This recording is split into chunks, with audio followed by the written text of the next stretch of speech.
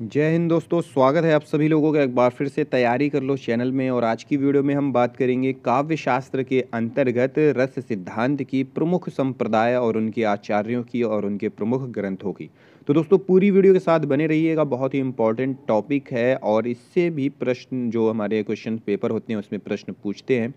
और दोस्तों इससे पहले कि अगर आपने वीडियोज़ नहीं देखी है तो चैनल के प्लेलिस्ट में जाएँ, वहाँ पे यूजीसी नेट जेआरएफ अक्टूबर 2021 के नाम से प्लेलिस्ट दी हुई है। वहाँ पे जाके आप उन्हें देख सकते हैं, पढ़ सकते हैं, अपने नोट्स बना सकते हैं। और चैनल को सब्सक्राइब नहीं किया है तो सबसे पहले चैनल को सब्सक्राइब भी कर लीजिए। काव्य हेतु। काव्य हेतु किसे कहते हैं? काव्य की उत्पत्ति का जो कारण बनते हैं उसे काव्य हेतु कहते हैं। ठीक है, जो काव्य रचना की सामर्थ्य उत्पन्न कर देते हैं। जो किसी, देखिए इसको अगर पूरी तरीके से समझा जाए तो किसी व्यक्ति में काव्य रचना की सामर्थ्य उत्पन्न कर देने वाले कारण ही काव्य हेतु कहलाते हैं। काव्य हेतु का तात्पर्य उन साधनों से है जो किसी व्यक्ति में काव्य रचना की सामर्थ्य उत्पन्न करते हैं। ठीक है, काव्य प्रयोजन काव्य रचना से प्राप्त होने वाले लाभ हैं। अगर बात करें तो काव्य हेतु कितने प्रकार के होते हैं, तो काव्य के 3 हेतु होते हैं। काव्य के कितने हेतु होते हैं? 3। पहला है प्रतिभा, दूसरा अभ्यास और तीसरा व्युत्पत्ति। प्रतिभा, आभास, व्युत्पत्ति, ये काव्य के 3 हेतु होते हैं। तो थोड़ा सा इनको डिटेल्ड में पढ़ लेते हैं। काव्य हेतुओं का स्वरूप। पहला है प्रतिभा। शक्ति, कवित्व, बीज रूपः, संस्कार विशेषः। अर्थात प्रतिभा शक्ति कवित्व का बीज रूप संस्कार विशेष है। प्रतिभा काव्य का मूल हेतु है, वह ईश्वर प्रदत्त शक्ति है। कवि इसके बल पर ही नए नए शब्दों, उपमानों, प्रतीकों, बिंबों की योजना करता है। राजशेखर ने प्रतिभा के 2 भेद किए हैं। कार्यित्री जो कवि में होती है, भावयित्री जो भावक या पाठक में होती है। राजशेखर ने प्रतिभा के कितने भेद किए हैं? 2, कार्यित्री और भावयित्री। फिर अगर बात करें व्युत्पत्ति की, दूसरा काव्य हेतु, तो व्युत्पत्ति का अर्थ है निपुणता या पांडित्य। यह शास्त्रों के अध्ययन और व्यवहार के अवेक्षण से प्राप्त होती है। छंद, व्याकरण, कला, पद और पदार्थ के उचित अनुचित विवेक को रुद्रट ने व्युत्पत्ति कहा है। राजशेखर के अनुसार उचितानुचित विवेकों व्युत्पत्ति, अर्थात उचित अनुचित का विवेक ही व्युत्पत्ति है। व्युत्पत्ति के 2 भेद हैं। कौन कौन से? शास्त्रीय, तार्किक। लोक और शास्त्र का अध्ययन करने से कवि त्रुटियों से बचता है।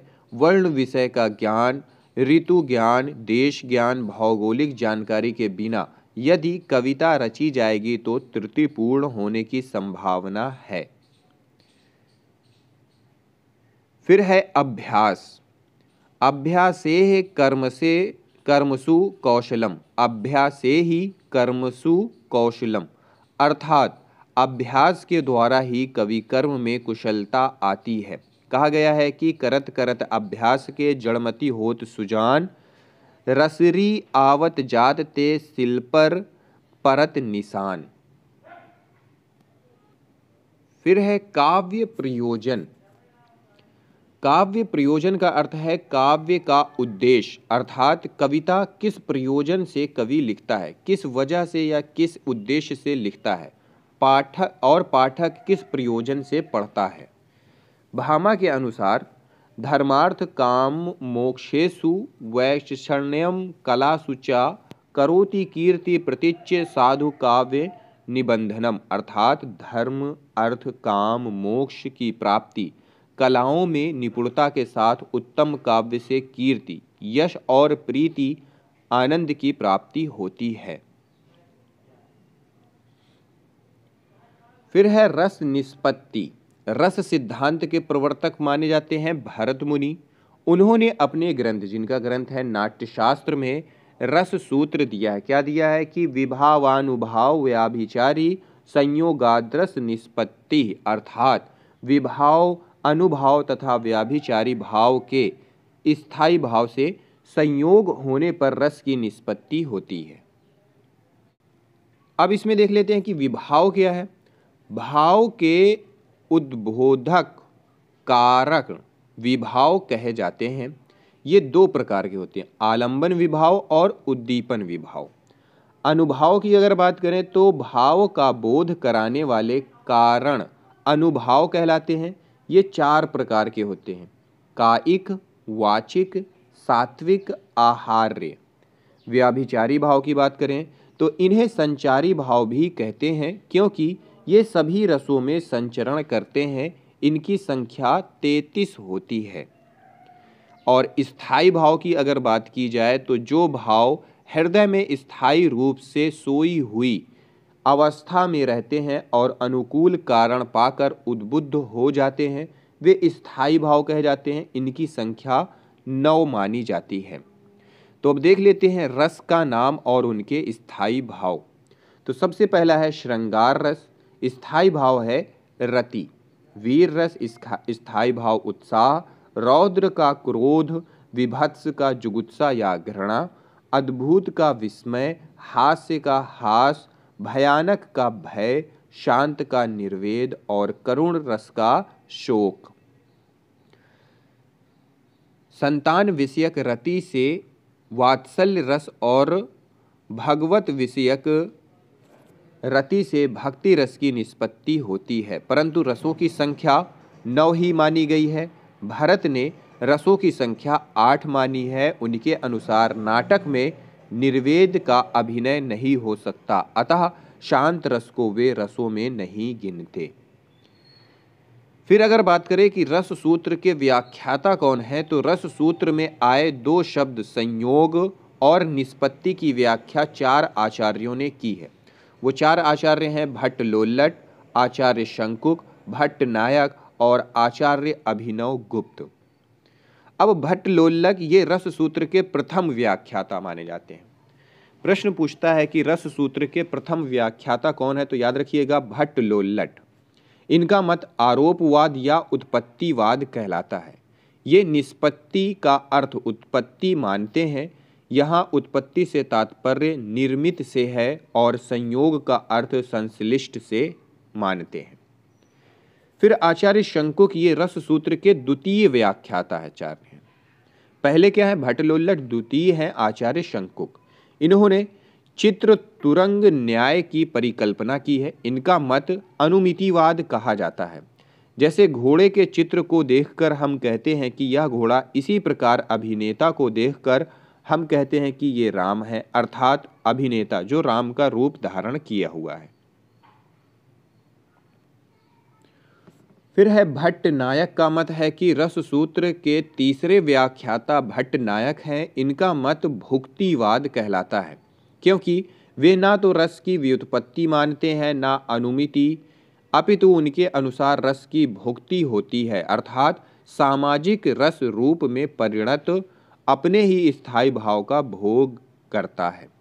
रस निष्पत्ति की व्याख्याता करते समय इन्होंने साधारणीकरण सिद्धांत का आविष्कार किया। इनके अनुसार भावकत्वम साधारणीकरणम तेन ही व्यापारेण विभावादय स्थायी चा साधारणीक्रियन्ते, अर्थात भावकत्व साधारणीकरण है जिससे विभावादि और स्थायी भाव आदि का साधारणीकरण हो जाता है। उत्पत्ति और संयोग का अर्थ है भट्ट नायक ने निष्पत्ति का अर्थ भुक्ति और संयोग का अर्थ भोज्य भोजक संबंध माना है। अभिनव गुप्त का मत है, अभिनव गुप्त रस सूत्र के चौथे व्याख्याता आचार्य हैं। इनका मत है अभिव्यक्तिवाद। चित्त में वासना रूप से स्थित स्थायी भाव विभावादि के प्रभाव से रस रूप में उसी प्रकार व्यक्त हो जाते हैं जैसे जल के छींटे देने पर मिट्टी में व्याप्त गंध व्यक्त हो जाती है।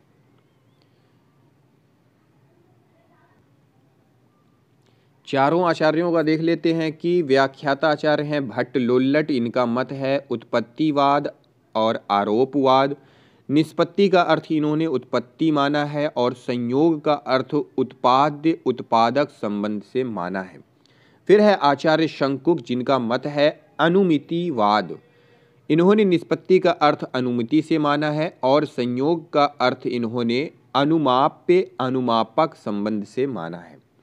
भट्टनायक तीसरे व्याख्याता आचार्य हैं। भुक्तिवाद इनका मत है और भुक्ति से इन्होंने निष्पत्ति का अर्थ माना है।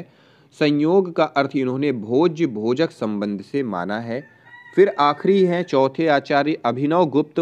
अभिव्यक्तिवाद इनका मत है। अभिव्यक्ति से इन्होंने निष्पत्ति का अर्थ माना है। व्यंज व्यंजक संबंध से इन्होंने संयोग का अर्थ माना है। तो ये और ये परीक्षाओं में पूछता है और ज़्यादा से ज़्यादा ये पूछता है। ये तीसरी चीज़ तो बहुत कम पूछी जाती है, पर ये मत ये सारी चीज़ें ज़्यादातर पूछ लेता है।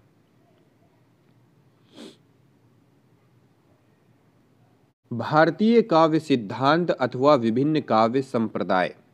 काव्य की आत्मा पर विचार करते हुए भारतीय आचार्यों ने कई सारे सिद्धांत प्रस्तुत किए हैं। वे काव्य सिद्धांत या काव्य संप्रदाय कहलाए हैं। काव्य सिद्धांत के अनुसार हो भी सकते हैं और नहीं भी हो सकते, किंतु काव्य संप्रदाय के लिए अनुयायी होना अनिवार्य है। प्रमुख काव्य सिद्धांत और उसके प्रमुख प्रवर्तक और उनके ग्रंथ का नाम यहाँ पे दिया हुआ है, एक बार देख लेते हैं। तो यहाँ पे है, सबसे पहला है काव्य सिद्धांत दिया हुआ है, संप्रदाय का नाम, प्रवर्तक का नाम और उसके प्रमुख ग्रंथ हैं। तो सबसे पहला काव्य संप्रदाय है अलंकार संप्रदाय, प्रवर्तक है भामा और ग्रंथ है काव्यालंकार। दूसरा है रस संप्रदाय, भरत मुनि, प्रवर्तक है नाट्यशास्त्र, इनका ग्रंथ है। तीसरा है रीति संप्रदाय, वामन प्रवर्तक हैं, काव्यालंकार सूत्रवृत्ति, इनका ग्रंथ है। फिर है वक्रोक्ति संप्रदाय, प्रवर्तक हैं कुंतक, वक्रोक्ति जीवित, इनका ग्रंथ है। ध्वनि संप्रदाय, प्रवर्तक हैं आनंदवर्धन, ध्वन्यालोक, इनका ग्रंथ है। और फिर है औचित्य संप्रदाय, क्षेमेंद्र, प्रवर्तक हैं औचित्य विचार चर्चा, इनका ग्रंथ है। तो ये था दोस्तों आज की वीडियो का कुछ सार जो हमने पढ़ा। अगली वीडियो में अगले टॉपिक के साथ हाजिर होते हैं, प्रश्नोत्तरी भी देखेंगे। तब तक के लिए आप सभी लोगों का बहुत बहुत धन्यवाद।